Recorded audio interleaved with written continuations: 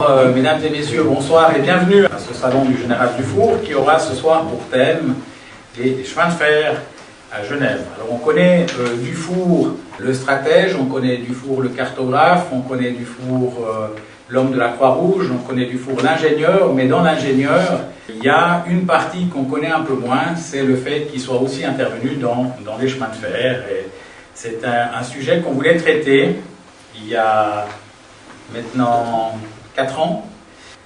Gérard Benz, qui était membre de la commission historique de nos salons, avait préparé ça. Il a été atteint dans sa maladie, il est parti à l'hôpital, il a fait des notes, il espérait sortir de l'hôpital pour nous faire cette présentation. Nous avons ici son épouse, Dorit Benz, qui nous a remis ses notes. Et nous avons ce soir Christian Moser qui a accepté de travailler sur ces notes pour nous faire un compte-rendu du travail de Gérard Benz. Donc c'est avec un peu d'émotion ce soir qu'on parle de lui. Et là on le voit ici dans cette maison où il avait plaisir à être. Sans plus tarder, je passe la parole à Christian Moser. Monsieur le Président, Mesdames, Messieurs, chers amis, chers anciens collègues, tout d'abord j'aimerais remercier le Président Marc Studer de m'avoir fait confiance. En effet, je ne suis pas historien, je suis géographe de formation, j'ai enseigné pendant 40 ans au Collège Claparède, Conches. Et bon, les tracés des chemins de fer, l'emplacement des gares, c'est quand même une question aussi un peu géographique. Et puis, j'ai toujours, au plus jeune âge, été intéressé par les chemins de fer. Pour des raisons personnelles. D'abord, j'avais un oncle paternel qui, dès la fin de la mobilisation, donc je pense à peut-être 44-45, il était ingénieur civil, il a fait l'école, et il a travaillé, il a fait toute sa carrière au CFF, et il est venu à Genève, donc, et il a participé à la construction du viaduc de la jonction et de la gare de la Praille, donc je dirais quelques mots à la fin, même si c'est au-delà de la période du four. Par ailleurs, j'ai aussi, dès sa création, appartenu à l'association Alprail, l'association pour la promotion du rail dans le bassin lémanique, dont j'ai le plaisir aujourd'hui de saluer le fondateur, la cheville ouvrière et le premier président pendant de nombreuses années. Il s'agit de Sig Maxwell. Là aussi, j'aurai l'occasion d'évoquer brièvement à la fin le CEVA, puisque enfin, la boucle est bouclée, et le raccordement, 160 ans après l'inauguration de la gare de Cornavin, la boucle est bouclée, donc et le raccordement entre les deux rives va être réalisé. À part les travaux donc, très fouillés de Gérard Benz, il y a également un autre professeur, je ne peux pas aussi retrouver s'il était géographe et historien, il était un peu les deux. Il s'agit de Jean-Frédéric Roulier, qui a enseigné à la faculté des sciences économiques et sociales de Genève, qui était docteur en sciences sociales, et il a aussi présidé la Société de géographie, mais il y a très très longtemps, dans les années 50-60.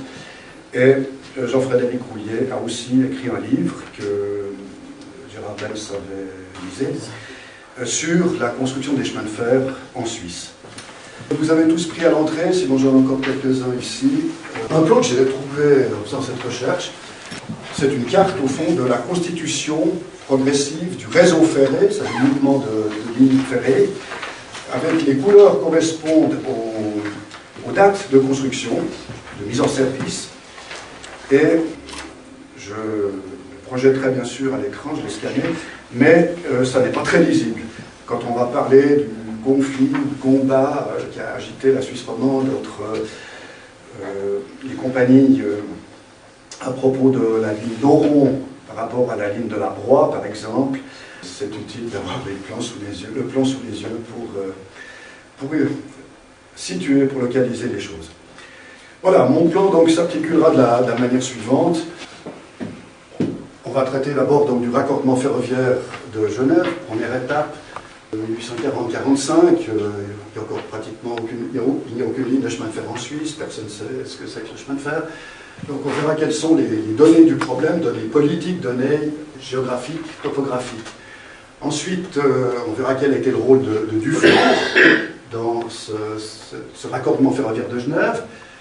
Les premières études auxquelles il a participé activement, puisqu'il était seul ingénieur membre de la commission de 11 membres mandatés par le Conseil d'État. Ensuite, la compagnie Lyon-Genève, dont il était un des administrateurs, avec James Fazi et Bartholomei. Et toute la question, le débat sur l'emplacement de la gare.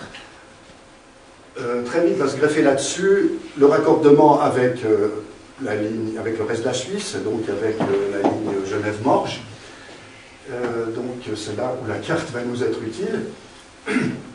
Et puis, ce raccordement effectué, ensuite va se poser le problème du raccordement avec l'Italie, d'abord avec le royaume du Piémont-Sardaigne, et ensuite donc, avec la Haute-Savoie. Et puis, bien sûr, je dirais que quelques mots, parce qu'on pourrait faire une conférence entière sur le CEVA, sur la ligne Cornavin-Ovie-Valmas, qui devrait entrer en service en décembre 2019. J'ai mis un petit point d'interrogation, avec les réalisations techniques, le matériel, etc. On doit pour les centrales hydroélectriques en Valais, c'est pas toujours facile. Mais disons en tout cas en 2020, le raccordement sera fait. Alors, je me suis basé en grande partie, bien sûr, j'ai utilisé les notes manuscrites de Gérard Benz qu'il avait rédigées pour la préparation donc, de la conférence de 2012. J'ai gardé, donc vous avez vu le titre, bien sûr, qu'il avait prévu, mais il avait déjà fait une contribution très importante en 1991 lors du colloque organisé par la Société d'Histoire et d'Archéologie de Genève. Et dans cette contribution, Gérard Benz écrivait « Le paradoxe veut que Genève, lieu de passage, est souvent résolu avec difficulté ses raccordements aux grands moyens et voies de transit, dont elle est l'un des carrefours naturels. Port sur le Léman, elle n'a jamais vu se développer au-delà du lac une navigation fluviale qui lui rattachait à la Méditerranée et au bassin du Rhône. Le raccordement autoroutier, non encore terminé en 1991, a donné lieu au débat que nous savons à propos du tracé à travers la presqu'île de Loire. Les transports aériens, enfin, n'ont atteint leur niveau actuel que grâce à la ténacité d'une minorité de pionniers et d'hommes politiques convaincus qui ont su s'opposer aux appétits excessifs de Zurich. Lorsque nous nous tournons vers les chemins de fer, nous pouvons sans crainte parler, en reprenant une formule maintes fois utilisée, de rendez-vous manqués. À plus d'un siècle de distance, nous subissons encore les conséquences de mauvais choix. La liaison ferroviaire, rive droite, rive gauche, demeure un espoir. Donc Benz écrivait ceci en 1991. À l'heure où la ligne du CEVA, ou liaison entre la gare de Cornavin et celle d'Annemasse via la gare des Eaux Vives, approche de son achèvement, permettant la mise en service d'un véritable RER franco-suisse, c'est l'occasion de rappeler les débats ayant présidé au choix de l'emplacement de la gare de Cornavin et du tracé de la ligne la raccordant au réseau français. Apparu en 1825 en Angleterre, comme le rappelle cette image qui me plaît passablement, puisqu'on voit le passage de la calèche, des diligences au chemin de fer. Le chemin de fer mettra, on le sait, 2 décennies avant d'être introduit en Suisse. C'est en effet en 1847 que fut ouverte la première ligne suisse entre Zurich et Baden, le fameux Spanische Brötliebahn, puisque raconte les Zurichois allaient à Baden acheter de délicieux petits gâteaux. En réalité, le chemin de fer pénétra en Suisse dès 1844, lorsque fut ouverte la ligne de Strasbourg à Bâle. Il y avait effectivement environ 2 km sur territoire suisse. On constate que c'est par la pénétration de lignes venant de l'étranger que la question du raccordement s'impose. Dans le cas de Genève, les données du raccordement sont, selon Benz, à la fois simples et complexes. Données complexes sur le plan des frontières politiques du bassin sartho-genevois et des mutations qu'elles vont subir à la fin des années 1840, de la réorientation des courants commerciaux du fait du récent rattachement de Genève à la Suisse. Voilà, la carte est un peu antérieure, mais enfin les frontières de Genève sont déjà dessinées. Les données, en revanche, sont un peu plus simples sur le plan technique et financier. Les tronçons nécessaires au raccordement au réseau français, du côté de Lyon, Paris, sont assez courts. Au total, il y a 12 km, vu l'exiguïté du territoire genevois. Les ouvrages d'art sont peu nombreux et d'importance moyenne. Enfin, les terrains à disposition pour là où les gares, vu l'imminente disparition des fortifications, sont présents, et sans avoir besoin de pratiquer des expropriations. Donc, en résumé, un coût d'investissement raisonnable. Genève se trouve au milieu du 19e, au centre d'un important réseau routier desservi par plus d'une quinzaine de courses postales quotidiennes. Logiquement, le chemin de fer aurait dû conserver et renforcer cette situation de carrefour. Mais dans le cas du rail, il faut tenir compte des coûts de construction ainsi que des contraintes topographiques et politiques. Alors, on les voit, les obstacles topographiques sur cette carte de l'époque, avec l'obstacle évidemment du Jura, des Alpes, enfin, du Salève, du Mont-de-Sion, etc. Donc les passages sont pour Lyon-Genève, il faut passer par le fort de l'Écluse. Genève, donc, dans une position relativement isolée, dans cette cuvette du pays de Genève, et elle est encerclée donc, par la France et par le royaume Piémont-Sardaigne. Avec son territoire exigu, Genève se trouve à la merci de ses voisins, qui tiennent les clés des communications ferroviaires et peuvent imposer leurs solutions. Cette situation déjà peu favorable est encore aggravée par la législation sur le plan ferroviaire des trois États concernés. En Suisse, la loi acceptée par le Parlement, par les chambres fédérales en 1852 contre l'avis du Conseil fédéral, laisse au canton la compétence d'accorder les concessions, ce qui va être une source infinie de luttes acharnées, notamment entre des intérêts privés. Il faudra attendre 1872 pour que les concessions soient du ressort de la Confédération. Par contre, en France et dans le Piémont-Sardaigne, les questions ferroviaires sont assez rapidement centralisées et planifiées au niveau de l'État.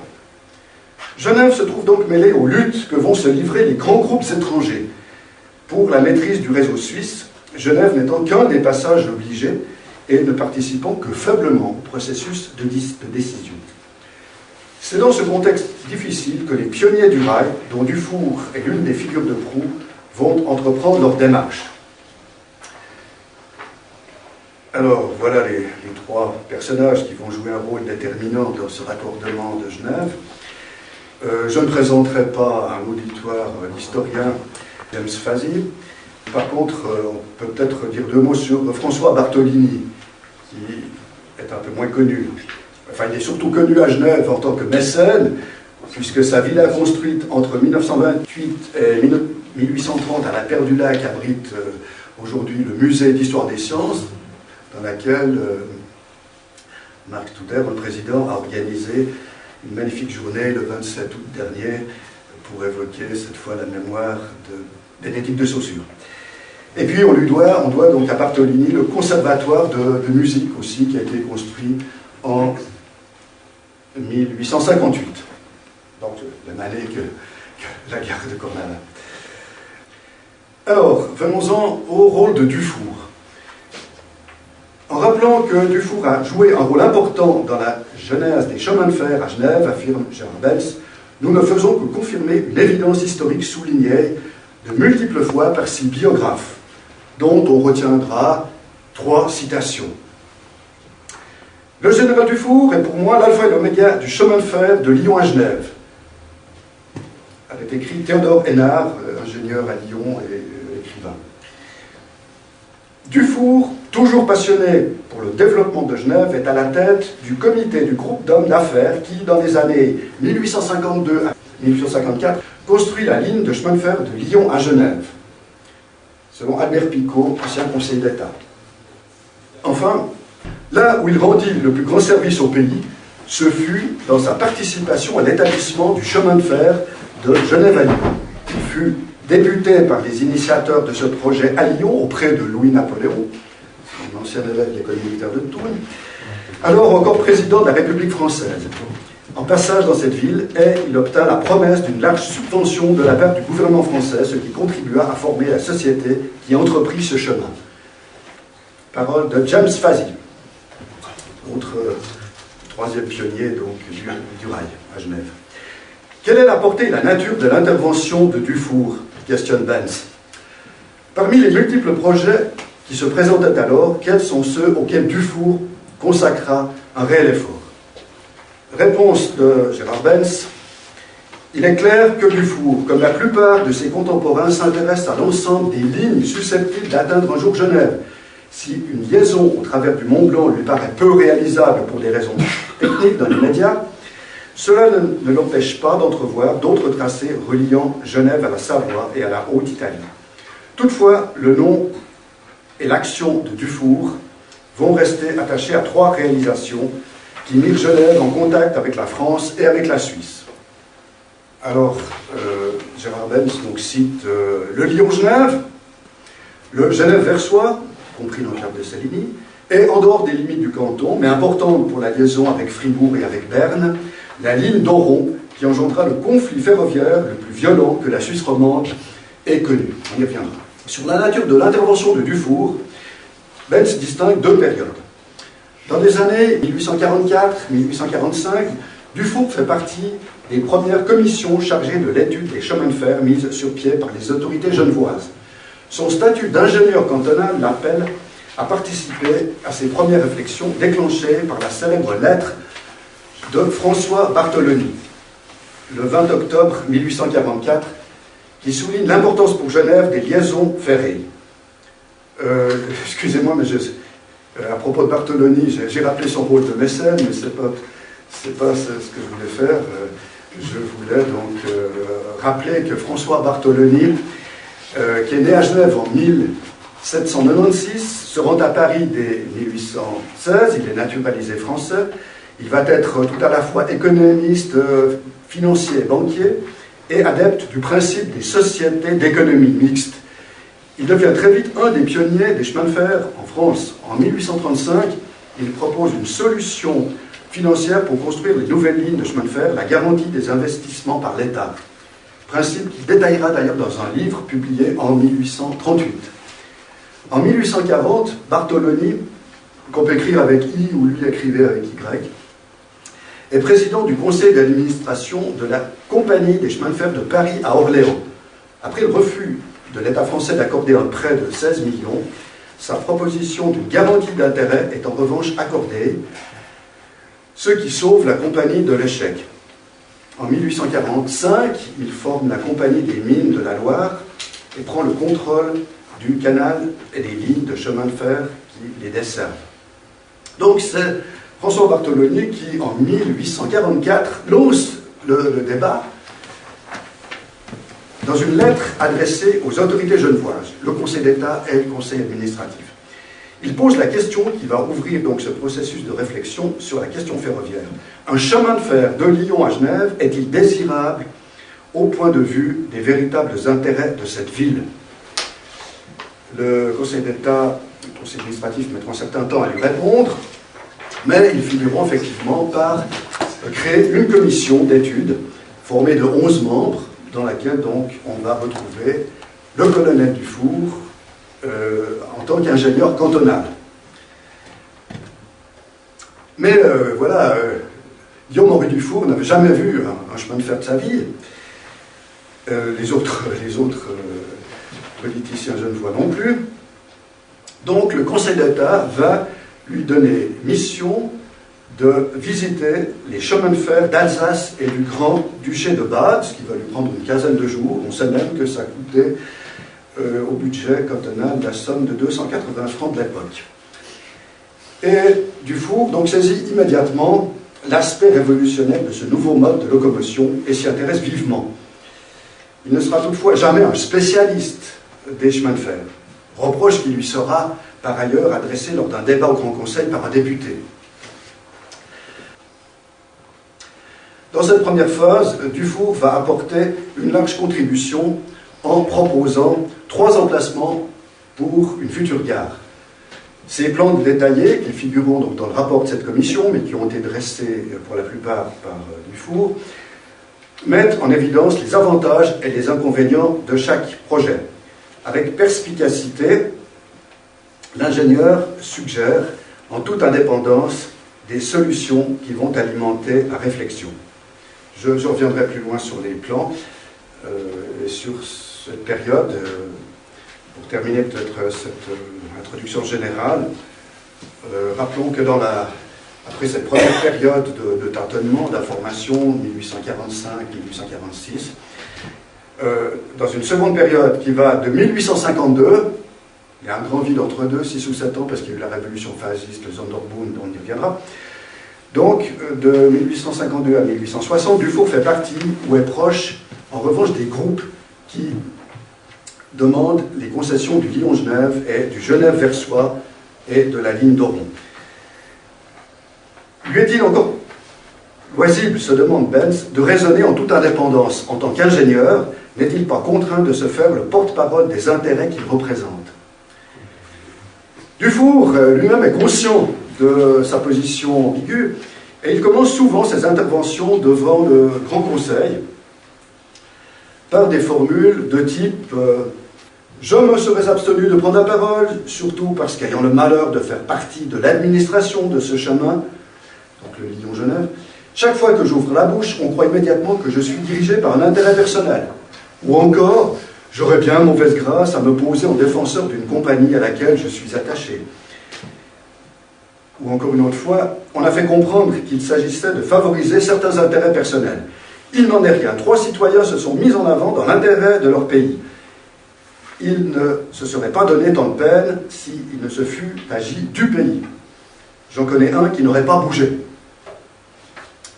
Dufour ne cesse de proclamer ses intentions patriotiques et n'avoir en vue que l'intérêt supérieur du pays, et quelle que soit la valeur des propositions défendues, force nous est de constater, affirme Benz, que ce sont celles du groupe Bartoloni, le groupe financier, on verra, donc lié aussi au groupe Rothschild.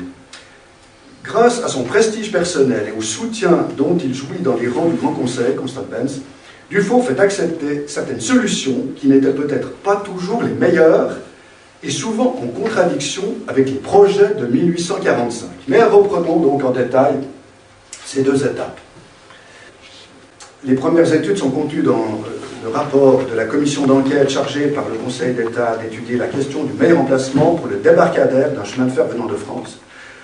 On ne parlait pas de gare, mais de débarcadère à l'époque. Il utilise les 3 projets de Dufour, membre de la commission, qui imagine 3 liaisons avec la France, la Sardaigne et la Suisse. Sur ce schéma, donc, Dufour a utilisé la carte topographique qui avait été publiée en 1842, donc par le premier bureau topographique fédéral. On voit l'emplacement des gares, des 3 gares possibles. Alors, bon, à l'époque, on pensait encore que la navigation lacustre ou fluviale pouvait encore jouer un certain rôle, comme elle l'a joué très longtemps entre Genève et Morges, en attendant la création de la ligne de chemin de fer en 1858. Donc, il y avait un emplacement possible. En fait, l'idée, c'était d'utiliser les fortifications, bien qu'à l'époque, il y a eu un débat sur l'utilité de ces fortifications. Il faudra attendre la décision du Conseil d'État du gouvernement fasciste de 1849 pour décider la démolition des fortifications. Donc, on pouvait quand même déjà prévoir d'utiliser les fossés. Alors, il y a le fossé ici des Pins qui se trouve à peu près à l'emplacement de la place des Halles, de la rue des Halles. C'est un projet, c'est un emplacement qui a été vite abandonné. Il y avait également une possibilité à Rives, en utilisant, pour amener les voies de chemin de fer, la région des tranchées, en utilisant les fortifications. Et puis, 3e projet, on va voir, c'est Bel Air. Il y a une carte ici qui a été prise dans l'ouvrage de Jean-François Roulier, dont je vous parlais tout à l'heure, qui montre à la fois les tracés donc, envisagés en bleu par Gifour, les trois variantes, en fonction des trois gares, Paquis, Bel Air et Rives. L'idée, au départ, la proposition de Dufour, c'était de faire arriver le chemin de fer de Lyon par la rive gauche. Effectivement, la rive gauche présentait moins d'obstacles, moins de dénivellation. Il suffisait de franchir le Rhône, donc à la hauteur de Chancy. Il y avait moins d'ouvrages d'art à construire. Et ça aurait permis, donc évidemment, déjà une liaison aussi possible avec Piémont-Sardaigne, donc avec la Savoie. Et puis ces lignes, évidemment, ces tracés se séparaient à la hauteur, donc après avoir franchi l'air, en fonction de la gare définitive. Et puis, il y a un autre architecte, Junot, qui s'est penché aussi sur la question en 1846 et qui, privilégiait, enfin proposait aussi les trois gares, mais privilégiait donc une liaison déjà donc, au bord du lac sur Manche, donc avec Lausanne-Genève. Et puis, lui, sa liaison avec la France et la Suisse aurait contourné Carouge par l'Est. Voilà. Alors, ce rapport donc, au Conseil d'État contient aussi les plans des gares, dont deux ont été établis par Dufour. On a ici le projet d'une gare à Rives, qui est en grande partie donc, implantée dans la région des tranchées. On distingue ici le bastion du Pin, ici. Et puis, bon, les problèmes aussi, c'était les possibilités d'extension future. Déjà à ce moment-là, on se préoccupait des besoins pour l'extension. Déjà une gare, on distinguait toujours la gare marchandise, la gare passager, il fallait des ateliers, puis il y a toutes sortes d'entreprises qui se greffent aussi après sur le transport des marchandises. Donc il fallait suffisamment de place, ce qui a fait écarter aussi le projet de Longemart. Il y avait aussi un projet, on a envisagé une gare à Longemart, donc vraiment en plein dans le centre commercial de Genève. Et puis voici le plan pour une gare à Bel Air. Pour la situer, on a donc le Rhône ici avec la pointe aval de l'île, et puis on a ici déjà le Musérat ici, avec les longues façades de la coraterie. Donc là on est également dans les fossés, dans les fortifications. Dufour envisageait même un déplacement de l'enceinte fortifiée.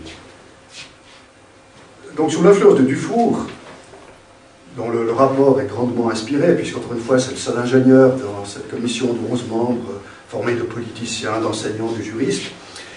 Ce rapport est d'avis qu'il faut le plus d'espace possible, en vue d'une extension, que la gare doit se trouver à proximité immédiate du centre-ville, donc à l'intérieur de l'enceinte des fortifications. Et le principe d'une gare commune aux trois lignes est retenu pour des raisons financières, coût du terrain, de la construction, frais d'administration, frais de gestion, organisation de la surveillance, de la police, etc. Pour des raisons environnementales, on concentrait avec une gare les nuisances, pensons par des particules lourdes à l'époque émises par les locomotives, mais enfin, une gare avec des chemins de fer à vapeur, ça fait du bruit, ça fait de la fumée, ça fait de la poussière. Et puis, bien sûr, la commodité pour les voyageurs en transit, éviter une rupture de transfert modal, de se déplacer d'une gare à l'autre. Alors le premier problème, on l'a vu, les tracés.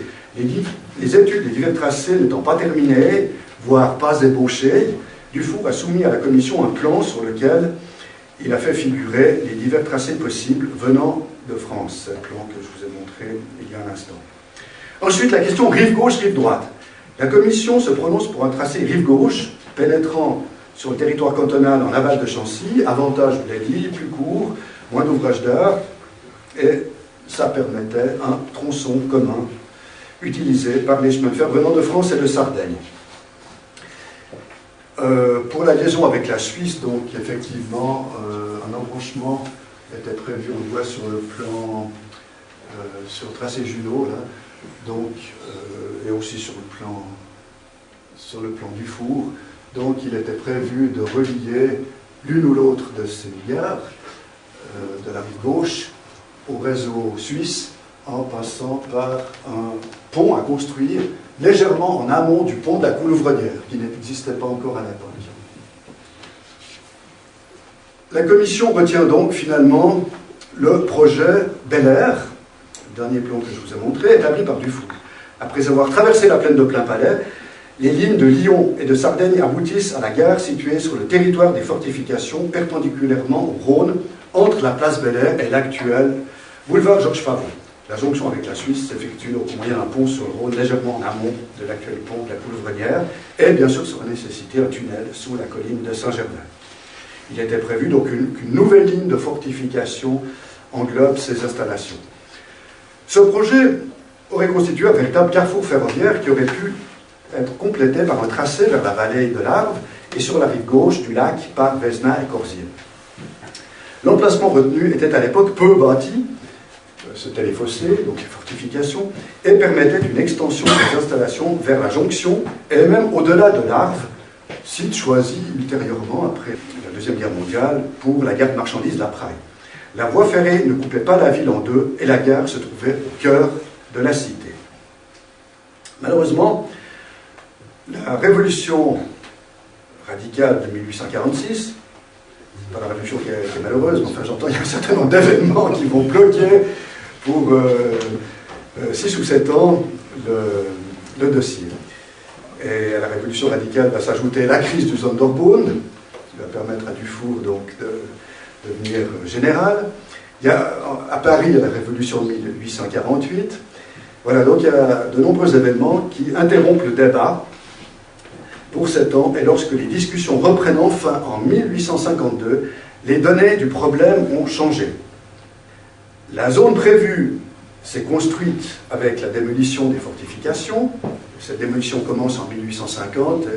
Le gouvernement genevois, qui a déjà besoin d'argent, va évidemment essayer de vendre une partie des terrains pour renflouer la caisse. Bon, beaucoup de terrains seront aussi donnés aux églises pour construire les églises autres protestants, pour construire l'église catholique, la synagogue, etc., et pour construire des écoles. Mais bon, les terrains ne sont plus disponibles. Surtout, les études menées en France se sont focalisées sur la rive droite, l'accès par la rive droite du Rhône, donc par Satigny vers Lyon. Alors que les projets SAR demeurent encore très vagues. Par conséquent, les autorités genevoises doivent désormais négocier avec des compagnies ferroviaires dont les ambitions dépassent largement la liaison avec Genève.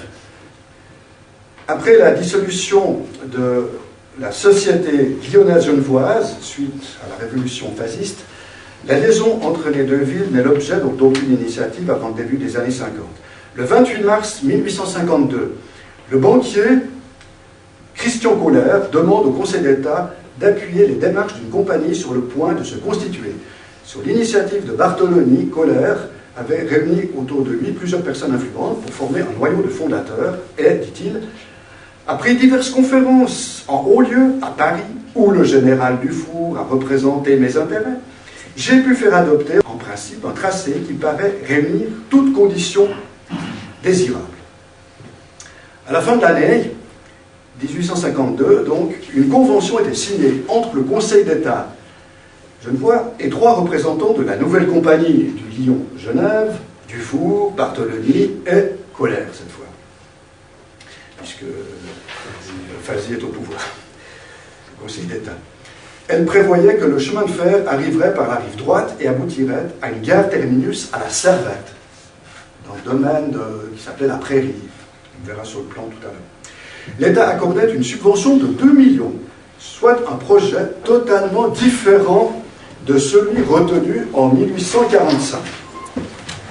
Emplacement de la ligne, subventions et autres dispositions vont susciter des débats mouvementés au Grand Conseil. La lecture du mémorial, qui est intégralement faite par Gérard Benz, plusieurs centaines de pages, permet de mieux comprendre le rôle de Dufour. Le premier débat a eu lieu fin décembre 1852 déjà. Soutenu par une large majorité de l'Assemblée, Dufour et Fazy vont y défendre le projet du Lyon-Genève contre les attaques d'un petit nombre de députés. Il ne restait plus tellement de députés conservateurs, donc Fazi avait beau jeu puisqu'il avait une très grande majorité en sa faveur. Toutes les oppositions sont balayées et le renvoi en commission est même refusé. D'après ce que j'ai lu sur James Fazi, il ne supportait pas tellement, c'est un personnage qui ne supportait pas tellement la contradiction et qui n'était pas toujours très conciliant. Il va occuper lui-même de 50%, Ben a calculé que 50% du temps de parole de tous ces débats étaient occupés par Fazi. Certains orateurs ont le sentiment que l'on veut précipiter les choses à tout prix. L'un d'eux parlera même d'un vote emporté à la baïonnette. Et il est vrai que certaines critiques soulevées par ces députés conservateurs méritent examen. La question de la subvention, tout d'abord. 2 millions accordés par Genève pour 11 km de voies, alors que la France ne donnait que 20 millions. Pour qu'il y eût égalité des sacrifices, il aurait fallu que Paris accordât 50 millions. Cette subvention était d'ailleurs proposée au vote sans que le coût de la construction sur le territoire genevois soit clairement établi. Les évaluations varient entre 250 000 et 500 000 francs le kilomètre, donc du simple au double. Un de ces députés critique, le député Chaulnes-Montet, déplorant « Nous n'avons ni devis, ni pièce à l'appui. Il nous est donc impossible de baser notre vote. » Ça rappelle des votes plus récents dans le projet. L'emplacement ensuite de la ligne soulevait déjà des inquiétudes. La localisation à la Servette. Donc c'est pas de la Servette, c'est le domaine de la Prairie, donc un grand domaine privé, une campagne qui se trouve à peu près entre la rue Louis Favre, le bas de la rue du Grand Pré et puis le bas de la rue de la Servette. Ça posait problème, puisque pour atteindre cette gare, c'est une cinquantaine de mètres au-dessus du niveau du Rhône, donc il aurait fallu franchir la colline du Petit Châconnet par une tranchée profonde de 11 mètres. En plus, la gare est éloignée de la ville et surtout cet emplacement hypothéquait lourdement l'avenir de raccordement avec la Savoie. Il aurait aussi nettement compliqué le raccordement avec la Suisse, puisque pour arriver à cette altitude de 50 mètres, la ligne de provenance de Séville vers Soir aurait dû faire une longue boucle pratiquement par la frontière française du côté du Grand Saconnet, pour des raisons de pente évidemment. Plusieurs voix s'opposaient à une prise de décision au sujet de la gare, l'emplacement de la gare et puis du tracé par la rive droite du Rhône. Dufour rejetait toutes ces critiques ou propositions et plaidait pour une décision immédiate afin que Genève ne soit pas exclue des projets ferroviaires, épouvantail souvent brandi lors des débats. Voilà, il y avait la crainte de dire il faut y aller, il faut faire vite, il faut accorder cette concession au Lyon-Genève, parce que Genève risque ensuite d'être contournée, il y aura d'autres, les Français auront d'autres projets, etc. Effectivement, à la place du Lyon-Genève, un Lyon-Chambéry se construirait, devenant l'artère principale, et Genève ne pourrait plus compter que sur un embranchement avec Chambéry. Une liaison directe avec Paris et les ports français serait perdue. Le trafic arrivant en Suisse à travers le Jura, par le col de Jougne ou les Verrières. On parlait aussi à l'époque, donc évidemment, d'une liaison par tunnel à travers sous la Faucille. Pour l'emplacement de la gare, Dufour est catégorique. La Servette est le seul emplacement, dit-il. C'est l'avis de tous les ingénieurs. De plus, la question ne peut être discutée par une assemblée aussi nombreuse. Ce sont là des points délicats, ajoute-t-il, qui ne peuvent être bien traités que par des personnes entendues en la matière. La chose ne concerne réellement que des ingénieurs. Voilà, donc ça montre un peu le côté aussi autoritaire, quelquefois, de notre ami Guillaume Dufour. Même si après, on a vu qu'il était des fois un peu gêné de prendre parti pour un projet privé. Voilà, c'est un débat aussi qui revient assez fréquemment, que ce soit pour les chemins de fer, pour l'énergie, Laissons la parole aux spécialistes, ils savent mieux que le simple citoyen ou que le simple député. Lors de ce débat, donc, Dufour se fait l'avocat de la Convention et des solutions proposées par la Compagnie Lyon-Genève. Sans nier l'importance de ce document qui allait doter Genève de sa première ligne, ni sous-estimer le rôle joué par Dufour pour l'aboutissement de ce projet, reconnaissons, dit Benz, que les critiques, même pertinentes, ne sont jamais prises en compte. Par la voix de ses défenseurs, la compagnie est présente dans la salle et fait triompher ses vues. Face à un mouvement d'opinion qui trouve effectivement la Servette beaucoup trop éloignée du centre, le gouvernement qui succède à l'équipe phasiste, il y a eu un petit intermède dans la longue domination radicale au Grand Conseil de 1853 à 1855, donc les radicaux n'ont plus la majorité, ils reprendront la totalité des sièges, ils reviendront la totalité des sièges à partir de 1855, c'est ce qu'on appelle, les historiens appellent ça le gouvernement réparateur. Donc ce gouvernement qui succède temporairement à l'équipe fasciste fait appel à l'ingénieur en chef des chemins de fer du royaume du Württemberg, Charles Herzl. Voilà, on va demander à un vrai spécialiste qui connaît les chemins de fer. De l'autre côté, le conseil administratif de la ville de Genève avait aussi lancé un appel d'offres à tous les experts, une trentaine de projets qui ont été soumis au conseil administratif. Mais le projet le plus détaillé, ça va être celui de Charles Herzl, dont vous voyez ici la couverture. Il comprend une quinzaine de pages, il figure dans les notes de Gérard Benz, je l'ai lu. Avec le préavis favorable du conseil administratif de la ville, qui était opposé, bien sûr, au projet de gare à la Servette, le Conseil d'État décide quand même de ne pas approuver le projet de Lyon-Genève. Il lui préfère alors le plan B élaboré par Charles Herzl qui fixe l'emplacement à peu près à l'emplacement actuel de la gare de Cornavin. Alors, voilà la carte qui montre ici les deux projets. Charles Herzl commence d'ailleurs par analyser le projet de la Servette en montrant ses avantages, la place, possibilité d'extension, etc. Puis ensuite en dénonçant tous les défauts, l'éloignement de la ville, les obstacles techniques. C'est clair qu'en plaçant cette gare à entre 40 et 45 mètres d'altitude, on obligerait ensuite l'autre compagnie qui vise à une concession, la compagnie de l'Ouest, à faire de très gros travaux et à allonger sa ligne en passant donc tout au nord du canton pour atteindre cette altitude et rejoindre la gare de la Servette ou faire une gare en parallèle puisque souvent chaque compagnie crée sa propre gare. Et puis alors il présente comme alternative ce qu'on appelle le plan B au Conseil d'État, une gare qui se situerait aussi dans les anciennes fortifications qui n'avaient pas encore été bâties entre Saint-Jean et Cornavin et qui avait bien sûr le mérite, selon Herzl, de faciliter ensuite la jonction avec la ligne Genève-Morges que la compagnie de l'Ouest avait prévu de construire. En plus, on pouvait envisager une seule gare pour les deux compagnies. Donc un nouveau débat au Grand Conseil à fin 1853, lorsque le rapport Herzl est soumis par le Conseil d'État. Dufour y prend à nouveau une part active. Selon lui, il faut respecter la convention acceptée avec le Lyon-Genève, acceptée par le Grand Conseil, et il descend en flamme le projet d'Herzl.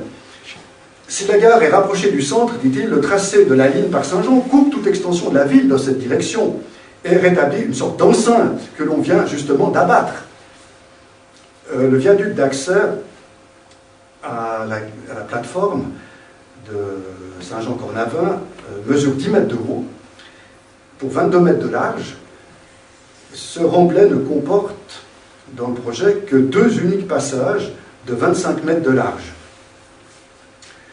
Donc c'est une critique effectivement qui porte quand on voit, là, donc c'est une photo, j'ai oublié de marquer, c'est une photo du centre d'iconographie genevoise, qui montre l'intersection entre la rue de la Servette, qui descend ici à droite, le passage sous voie, Et puis là, on est donc dans la rue Malatrex. On est du côté de la gare de Cornavin, je pense que ça date du début du siècle. Effectivement, on a fait une nouvelle muraille, hein. Mais voilà, il y avait encore un autre argument, selon Dufour, le concept de la gare en pente, 1,2%, dans une courbe et en tranchée, présente selon lui de nombreux dangers pour l'exploitation future, sans parler des difficultés d'extension. Si les critiques de Dufour étaient dans l'ensemble pertinentes, cela n'enlève toutefois pas les défauts d'une gare située à la Servette. Si son intervention se comprend tout à fait sur le plan technique, elle est plus surprenante, selon Benz, par la forme. Le représentant du Conseil d'État présent à la séance s'étonne en effet que la compagnie n'ait fait aucune objection directement au gouvernement. Pourtant, une réunion a eu lieu au département des travaux publics début avril 1854 avec les 3 concessionnaires et leurs observations n'ont pas suffi à rebuter l'administration au sujet du plan B, le plan Herzl, qui a reçu l'approbation de l'autorité municipale. C'est à l'issue de cette séance que le Conseil d'État prend le 7 avril 1854 un arrêté qui s'oppose à placer la gare entièrement sur le plateau de la Servette. Je me rappelle que jusqu'en 1872, ce sont les cantons qui sont souverains en matière ferroviaire. Tout au long des séances, Dufour et Fazy exigent un respect inconditionnel de la Convention de 1852. Cette opposition systématique à toute modification et ces attitudes tranchées sont en fait l'amorce de la lutte qui se prépare entre la compagnie Lyon-Genève et la Société de l'Ouest, lutte qui va éclater dans l'affaire du Genève-Versoix. Les propos de Dufour sont assez révélateurs. À qui ce projet de gare à Saint-Jean serait-il vraiment utile et profitable? À la Société de l'Ouest qui voudrait arriver par le bas. Cette société peut-elle faire la loi à l'autre? Laquelle a posé les bases, a couru toute chance, s'est donné beaucoup de peine pour doter Genève de chemin de fer. C'est la Société de Lyon à Genève. Cependant, on sacrifierait ses intérêts en faveur de la Compagnie de l'Ouest. Il est donc clair ici que Dufour est alors un des porte-parole de Lyon-Genève. Il n'est plus du tout objectif. Alors, abordons la question de la liaison avec la Suisse, qui va être l'enjeu de la maîtrise d'une très large portion du réseau suisse. Le 4 août 1855, une convention est signée entre le Conseil d'État et Bartholomew, Dufour, Köhler et Louis Ador, pour la concession d'une ligne en direction de Morges sur le territoire genevois.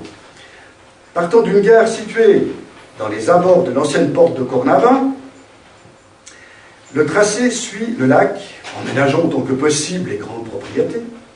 Les concessionnaires se réservent la possibilité de confier à la compagnie de Lyon, dont ils font partie, le droit d'établir et d'exploiter cette ligne. De plus, ils s'engagent à obtenir de cette même compagnie qu'elle construise à ses frais la gare de Cornavin, renonçant implicitement à la subvention de 1,5 million accordée, donc promise par le Conseil administratif. Le Grand Conseil va débattre de cette convention dans une session extraordinaire à la fin de l'été 1855.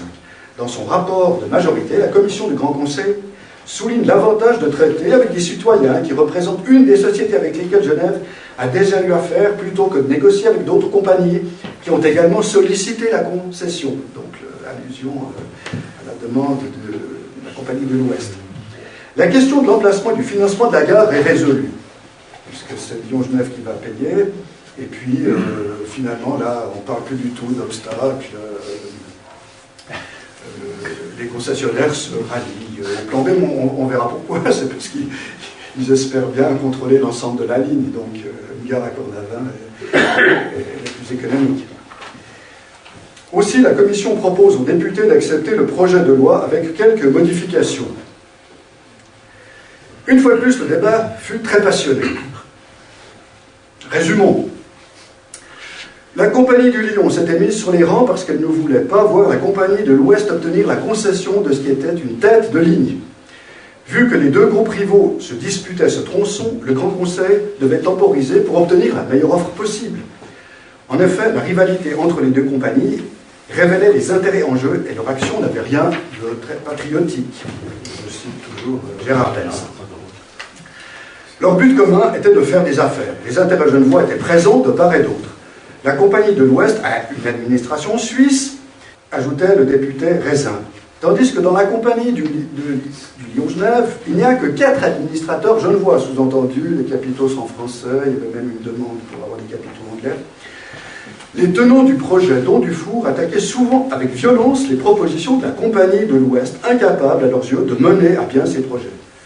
Il n'y avait rien d'étonnant à ce que cette société luttât pour obtenir le tronçon Genève jusqu'à la frontière vaudoise, sans lequel sa propre ligne en direction de Lausanne perdrait la moitié de son prix.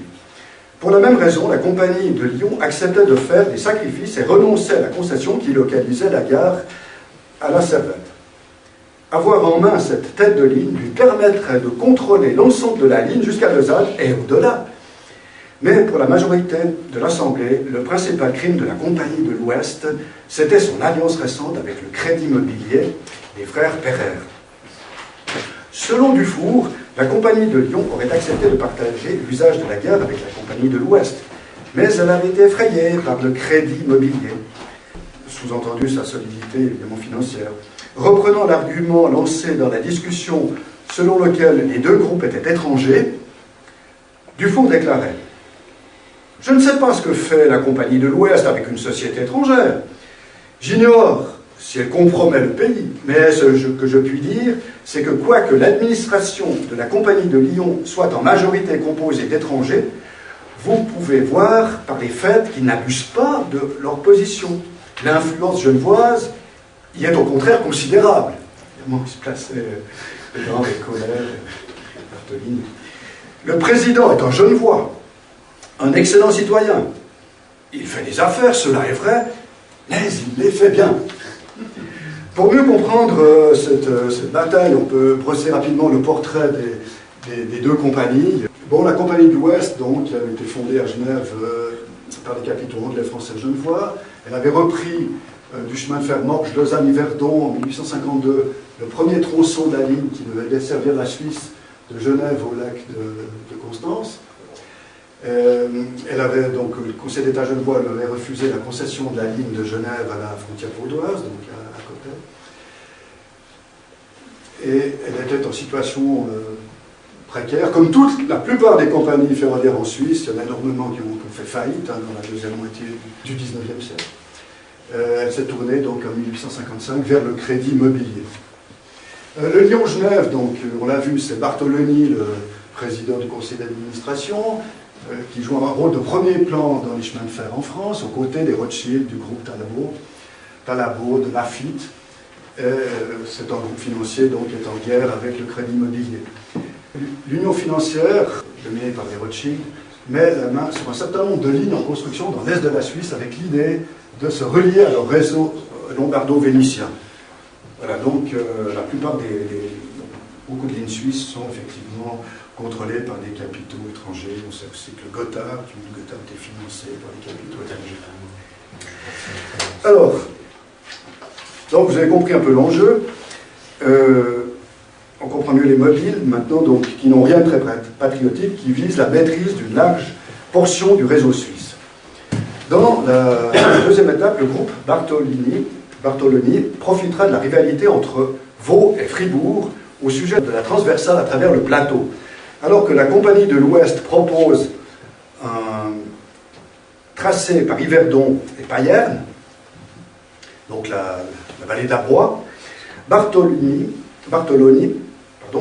obtient de Fribourg la concession de la ligne par Oron. Alors il y a un débat aux chambres fédérales à ce propos en 1856. Et Dufour, qui était aussi conseiller national, prendra très nettement la défense de la ligne d'Oron, en insistant sur le caractère hautement stratégique de cette ligne, s'opposant d'ailleurs en cela à l'avis du vieux général Jomini, qui était partisan d'une ligne passant par Payerne, par Arbois. Les chambres finirent par se prononcer pour le tracé par Oron, obligeant le canton de Vaud à accorder la concession au Lyon-Genève. En tenant la tête de ligne de Genève et le tracé Lausanne-Fribourg-Berne, le groupe Bartoloni tient la Compagnie de l'Ouest en tenaille cette fois. Le président d'ailleurs du Conseil d'État vaudois écrivait à Pereire, le banquier, que les principaux mobiles de la décision des chambres fédérales étaient de paralyser les projets de la Compagnie de l'Ouest, de compromettre son crédit pour la forcer indirectement dans les buts de la fusion, qui était le but du groupe Bartholomew.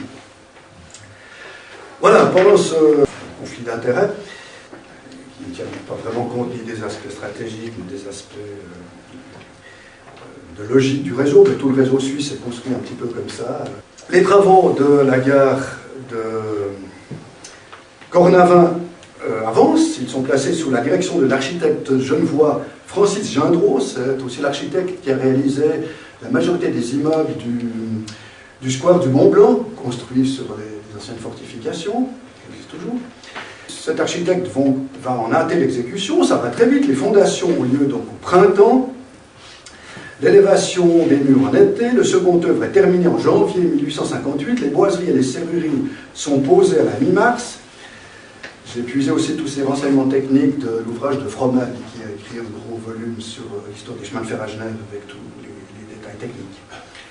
La gare de la ligne Lyon-Genève fut finalement inaugurée le 16 mars 1858. On travaille vite à l'époque.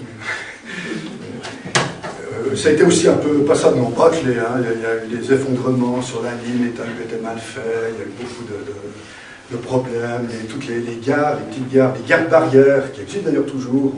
Quand on va à Culot, on passe devant la gare de Russin, d'autres petites gares, La Plaine par exemple.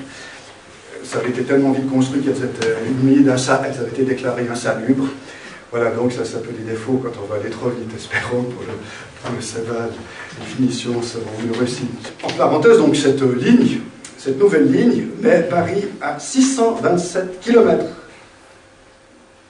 de Genève. La distance est parcourue en 15 heures avec le train express, entre guillemets, et 18 heures, il faut 18 heures avec l'omnibus. La vitesse moyenne minimale est fixée donc contractuellement à 30 km/h. Mais enfin, c'était déjà 10 fois plus vite que la diligence. Quant à la ligne Yverdon-Bussigny-Morges-Genève, elle fut mise en service progressivement entre mai 1855 et le 28 juin 1858, date de l'inauguration du tronçon Versoix-Genève. Donc la même année, quelques mois après, janvier, donc c'est la liaison avec le Lyon-Paris, et puis 28 juin, la liaison avec la Suisse. Mais attention, c'est un peu compliqué sur le tronçon Genève-Lausanne, puisque sur 60 km, il y a 3 ou 4 compagnies. La politique ferroviaire du gouvernement genevois, inféodée au groupe Bartholomew-Rothschild, comme on l'a déjà vu, avait conduit à la situation suivante. Sur l'axe Genève-Lausanne, la Compagnie de l'Ouest exploitait le tronçon Coppet-Lausanne, dont elle avait la concession, y compris l'enclave de Céligny, parce qu'avec bon sens, la Compagnie du Lyon-Genève avait cédé ses droits d'exploitation pour ces quelques kilomètres à la Compagnie de l'Ouest. La Compagnie d'Oron, qui est donc proche du Lyon-Genève, de Bartholomew, avait obtenu la concession, donc Genève-Versoix, de la Compagnie du Lyon-Genève, sans la gare de Cornavin, qui appartenait donc au Lyon-Genève, mais elle en avait laissé l'exploitation avec un transbordement à Coppet des voyageurs et des marchandises. Puisque c'était une autre compagnie, donc c'était d'autres moyens de faire, il fallait racheter un billet, etc. Bon, heureusement, ça n'a duré que quelques mois. Finalement, les compagnies se sont entendues pour éviter ce transbordement qui n'était pas dû, comme l'a écrit Jean-Frédéric Roulier, qui n'était pas dû à une question d'écartement, mais uniquement une question administrative. Donc voilà des essai humoristique que j'ai retrouvé qui rappelle cet épisode avec humour. En 1862, la compagnie Lyon-Genève fusionna avec le PLM, le Paris-Lyon, la compagnie de chemin de fer pour le Paris-Lyon-Marseille, qui devint donc à son tour exploitant du Genève-Versoix, mais transféra cette charge à l'ouest suisse sans en référer ni à la compagnie d'Oron, propriétaire de la ligne, ni surtout au Conseil d'État genevois. Avec cette décision de la compagnie française, la PLM, peu soucieuse de respecter les termes des concessions ferroviaires helvétiques, l'exploitation de la ligne Genève-Lausanne revenait à une seule compagnie, l'Ouest suisse, qui avait toujours rencontré l'opposition de James Fazy. Et pour terminer ce chapitre, donc, je cite à nouveau Gérard Benz, « La logique politique avaient triomphé des calculs politiques, déjouant les plans du tribun genevois. Toutefois, la correspondance du Conseil d'État à ce sujet est très symptomatique du temps perdu consacré à cet imbroglio de transferts, de concessions et de fusions qui aurait pu être évité, alors que d'autres questions ferroviaires plus pressantes auraient dû capter toute l'attention de l'exécutif genevois. C'est un texte qui a été publié dans la conférence que Lenz avait faite, qui s'intitulait « Les radicaux genevois et la question des chemins de fer ». Alors voilà pour le raccordement avec la France, avec la Suisse. Pour terminer comme quelques mots, alors là on n'est plus tellement à l'époque du Fourge, donc il y a un petit peu plus vite. Bon, là aussi il y a eu, depuis 1850 à 1888, l'inauguration de la gare des Eaux-Vives, il y a eu quantité de projets, je vous montrerai juste une carte avec quelques plans. Dans les années 1850, l'ingénieur piémontais François Velletti sollicitait déjà du Conseil d'État l'octroi d'une concession pour l'ouverture d'une ligne Genève-Sallanches. Pendant près d'un quart de siècle, on discutera à perte de vue des différents tracés ferroviaires qui auraient permis de relier Genève à la Haute-Savoie et à la Savoie. Les projets devront affronter l'opposition des intérêts locaux, de part et d'autre de la frontière. Bon, il est vrai qu'en 1855, la Savoie est encore sarde, et qu'elle deviendra française avant l'ouverture de la ligne Genève-Annemasse, construite par le PLM aux frais du canton, inaugurée en 1888. En 1912, l'État de Genève rachète à la compagnie française exploitante la ligne La Plaine-Genève. La gare de Cornavin passe ainsi entre mains suisses. La convention de rachat prévoit au surplus le raccordement Cornavin-Eaux-Vives et confie au CFF l'exploitation de la ligne Genève-Annemasse. Alors, bon voilà, juste pour montrer pendant ce quart de siècle, le plan échafaudé pour relier Genève, relier les deux rives du lac, les deux rives du Rhône, d'abord à la Sardaigne, au Piémont, et puis ensuite à la France, à la Savoie française. Et des lignes même très compliquées qui, pour éviter de passer sous la colline de Saint-Pierre, donc contourner plein palais pour aboutir aussi aux Eaux-Vives. C'est, je crois, la ligne qu'on appelait le Grand Serpentin. Finalement, donc, on va se contenter d'une modeste ligne, en voie unique, entre la gare d'Annemasse, qui est devenue un peu un centre régional, évidemment, puisqu'entre-temps, il y a eu la liaison avec Annecy, derrière le Salève, la liaison par le quai du Salève, le Saint-Julien, etc. Et puis l'image de la gare des Eaux-Vives, donc. Ligne qui n'a jamais connu, évidemment, un très grand développement. On se rappelle encore les fameuses Michelines, puisque la ligne était électrifiée, très tardivement. Alors, je reviens avec 1912, donc l'intervention de la Confédération, l'intervention des CFF, et donc en 1912, l'État de Genève, je vous l'ai dit, rachète à la compagnie exploitante la ligne La Plaine-Genève, la gare de Cornavin donc devient aussi suisse, et surtout il y a cette fameuse convention de rachat qui prévoit le raccordement Cornavin-Eaux-Vives et confie au CFF l'exploitation de la ligne Genève-Annemasse. Le début des travaux est fixé au 1er janvier 1918, mais la guerre arrive qui renvoie l'exécution du projet à des jours meilleurs. Il faudra attendre le 19 février 1924 pour que le canton de Genève conclue un nouvel accord avec les CFF qui prévoit la mise en application de la Convention de 1912 en 2 étapes. Dans un premier temps, je peux revenir à la carte, dans un premier temps, on reconstruira la gare de Cornavin, les travaux vont durer de 1927 à 1933, donc c'est la gare actuelle. On projeté d'édifier donc une nouvelle gare de marchandises à La Praille, et on réalisera donc la liaison ferroviaire Cornavin-La Praille, au moyen de ce viaduc dont je vous ai parlé, le grand viaduc de la Jonction. Cette première étape ne sera achevée qu'en 1968, par l'inauguration de la gare de La Praille. Quant à la seconde étape, liaison La Praille-Eaux-Vives, sa réalisation sera bloquée de nouveau par un événement politique, c'est le déclenchement de la Deuxième Guerre mondiale, À la suite du vote par le Grand Conseil d'un crédit de 4 millions, le Conseil d'État s'adressa le 10 juin 1939 au Conseil fédéral pour lui demander de mettre à exécution les travaux de raccordement, donc la deuxième étape. Mais la mobilisation générale est proclamée le 2 septembre 1939 et la demande genevoise restera sans suite. Seule la liaison entre La Praille et Cornavin sera construite donc et mise en service le 15 décembre 1949. Et alors, on en arrive pour terminer donc, à ce que Ben s'appelle la saga du Seva, mais vous avez vu toute l'histoire du chemin de fer est une véritable saga, notamment ces conflits entre le Grand Genève, la Compagnie de l'Ouest, etc. C'est aussi une saga.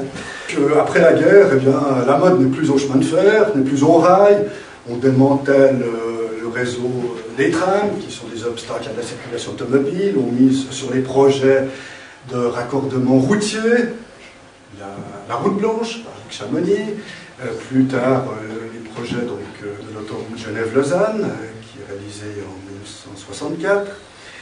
Et il faudra attendre 2001 pour voir de nouveau le dossier réapparaître. Et là, je tiens à rendre hommage à Sig Maxwell, qui a joué un rôle, et les membres du comité d'Alpra, qui ont joué un rôle extraordinaire de lobbying auprès des députés au Grand Conseil, puisqu'il y aura une motion qui va être votée en 2001 par le Grand Conseil, et fait extraordinaire, et suffisamment rare en tout cas pour être mentionné, je crois que c'était à l'unanimité des députés, aucune opposition, pour demander au Conseil d'État d'intervenir auprès de Berne, surtout auprès des CFF et de la Confédération, puisque chacun paye un tiers, pour mettre en exécution cette convention de 1912, qui était toujours valable.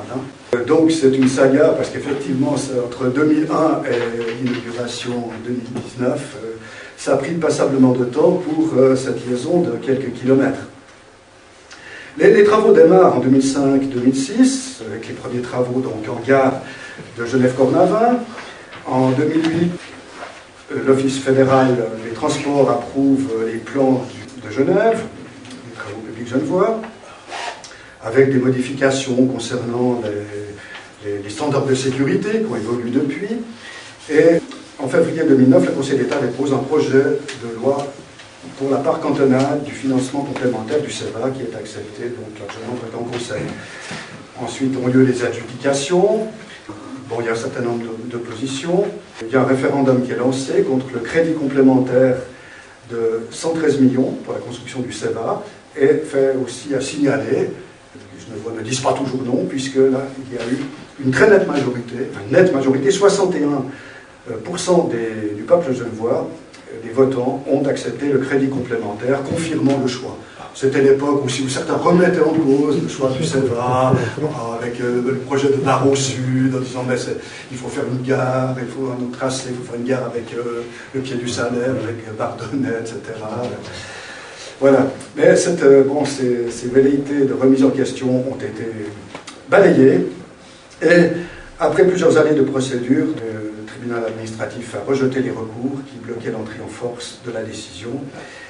Et le 27 septembre 2011, le démarrage des travaux sur l'ensemble du tracé, à l'exception du tunnel de Champagne, contre lequel il y avait encore des recours qui n'ont été levés qu'en 2011, les travaux donc reprenaient.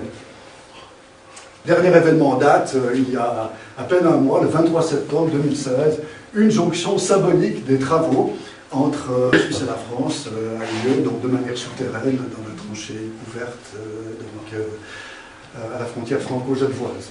Et normalement, si les plans sont suivis, on se retrouvera en décembre 2019 pour l'inauguration et le raccordement enfin des deux rives. Après 108 ans, si mes calculs sont justes, plus de 60 ans après l'inauguration de la gare de Cornavin, les deux rives seront enfin réunies. On aura un véritable RER franco-genevois. Alors, conclusion. Et là encore, j'emprunte pour l'essentiel les propos de Gérard Benz, qui a travaillé sur toutes les sources connues et n'a pas caché, on l'a vu, les zones d'ombre à propos de l'attitude de Dufour. Voici ce qu'il dit. Combattant, promoteur de la première heure, Dufour a marqué de son empreinte, avec d'autres, la réalisation du Lyon-Genève, du Genève-Versoix et de la ligne Lausanne-Fribourg-Berne par Oron. En Suisse comme en France, grâce à ses relations privilégiées avec Napoléon III et avec les ingénieurs français sortis de Polytechnique, d'où il venait également, il joue un rôle incontestable dans le processus de décision. Par sa stature nationale et internationale, il a le profil idéal de ces négociateurs ferroviaires itinérants du XIXe siècle. Liés aux compagnies et aux instituts financiers, chargés de missions officieuses par leurs États respectifs, ou les intérêts qu'ils représentent, ces hommes font le tour des chancelleries. Les groupes ferroviaires qui recherchent l'efficacité et la rentabilité se heurtent aux structures nationales et plus encore pour la Suisse au morcellement cantonal qui sont des freins à la création de réseaux cohérents.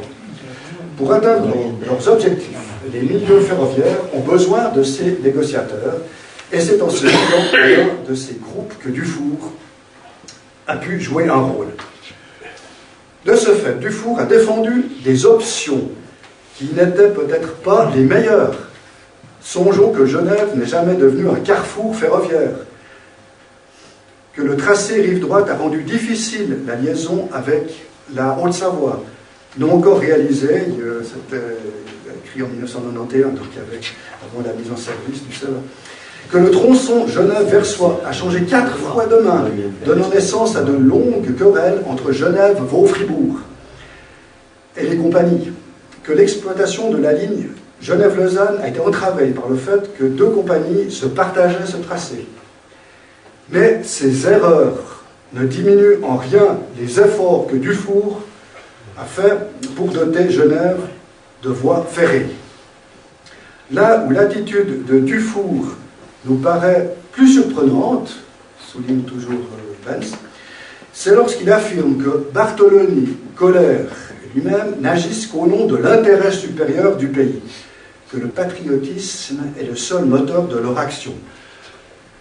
Si la chose est vraie pour Dufour, et l'est-elle totalement, dit Benz, elle ne s'applique plus à des hommes comme Bartholoni et Kohler. D'ailleurs, Dufour ne peut ignorer la complexité des intérêts du groupe qu'il défend. Le croire serait faire injure à sa clairvoyance. En fait, je cite toujours Benz, notre étonnement traduit notre mentalité actuelle. Il faut redonner au mot patriotisme, intérêt supérieur du pays, le sens qu'il avait dans la bouche de ces hommes du 19e. La réussite financière, l'engagement dans les grandes réalisations industrielles allaient de pair avec l'action politique au service du pays. Je vous remercie.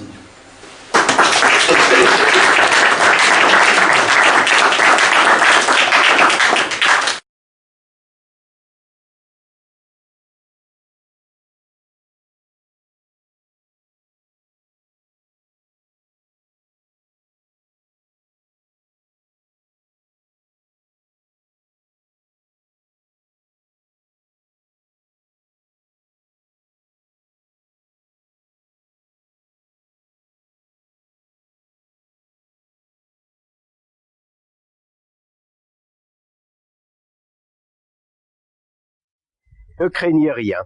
L'Express du Simplon ne m'écrasera pas. La petite navette d'Annemasse qui entre en gare des Eaux-Vives est totalement inoffensive. Elle a d'ailleurs déserté cette voie, comme les herbes folles nous le montrent, depuis plusieurs années. Et pourtant, les trains de Milan qui franchissent le Simplon auraient pu aboutir dans cette gare. Et on pourrait imaginer, en oubliant ces herbes, en oubliant ces buissons, en oubliant ces rails disjoints, on pourrait avoir aujourd'hui une grande gare, voire même une gare internationale, qui relierait Genève et au-delà Paris aux villes italiennes. Mais tout cela n'est que le rêve, et comme toujours dans le ferroviaire, certaines choses se réalisent et d'autres tombent dans l'oubli. Traverser les Alpes avec le chemin de fer. Dès le départ, c'est un vieux rêve. Mais lorsque Stephenson, l'inventeur des locomotives à vapeur, vient en Suisse faire son enquête, pour lui, la chose est absolument impossible. Les trains ne franchiront jamais les Alpes. Et la seule solution, ce sont des solutions, il faut bien le dire, assez loufoques, du style pan incliné, où on fait hisser des wagons le long de crémaillères, dans un système qui aurait été absolument pas viable. Donc, dans la première phase ferroviaire, on oublie, le chemin de fer s'arrête au pied des Alpes. Mais très vite, les progrès techniques vont permettre au rail de franchir le massif alpin grâce à des tunnels, et ces tunnels peuvent être creusés parce qu'on fait des progrès. On fait des progrès grâce à la dynamique, mais il ne faut pas oublier que les premiers grands tunnels alpins ont été creusés essentiellement à la pelle et à la pioche, et il faut bien le dire, avec la sueur et le sang d'un nombre considérable d'ouvriers engagés dans ces travaux qui sont certainement les plus grands travaux de la fin du XIXe siècle et même qui dépassent dans la mesure certains de nos travaux du siècle que nous venons de vivre, c'est-à-dire le XXe siècle. Qu'en est-il du Simplon? Lorsque l'on commence à parler du Simplon, le Gothard, et excusez-moi, je ne veux pas faire de jeu de mots facile, le Gothard est déjà sorti du tunnel. C'est-à-dire que les décisions sont prises, on construira une ligne au travers du Gothard. Du Simplon, on en parle, on en discute beaucoup, mais finalement, personne n'est disposé à entreprendre réellement quelque chose. Et pourquoi? Alors je crois qu'on doit essayer de se situer. Permettez pendant quelques instants qu'on revoie en quelques mots ce qu'était l'Europe d'alors. Très simplement, cette Europe, c'est d'abord un axe. L'axe Rome-Berlin. C'est-à-dire, c'est signer une alliance, la Triplice. Et ces deux États se rejoignent au travers de la Suisse et ont tout intérêt à développer au mieux leurs relations commerciales, leurs relations économiques, leurs relations politiques et au-delà leurs relations militaires. La France, que fait-elle dans cette constellation? Elle est à l'écart. Ses relations avec l'Allemagne, nous les connaissons, point n'est besoin d'en redire quelque chose.